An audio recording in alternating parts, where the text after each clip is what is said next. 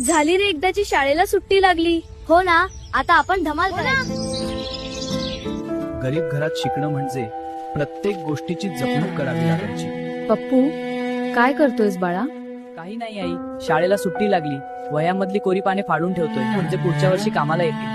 आणि आई, रम्या दादा पुढच्या वर्षीची जुनी पुस्तकं मला देतो असं म्हणाला. पप्पू, ही घे पुस्तकं. पैसे किती झाले रे दादा?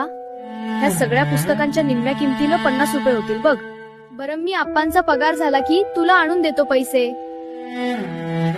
लहानपणीच्या त्या साध्या दिवसांत जुन्या पुस्तकांतूनच अनेक मुलांची स्वप्न पुढे चालत राहायची. अशा कठीण परिस्थितीतून गेलेली अनेक मुलं आज मोठी स्वप्न पूर्ण करून मोठ्या मोठ्या पदावर काम करत आहेत. असे दिवस, अशी परिस्थिती आणि अशीच लहानपणीची स्वप्न तुमच्यापैकी कुणी कुणी असा अनुभव घेतला आहे का? असल्यास कमेंट करून नक्की सांगा. Download ShareChat.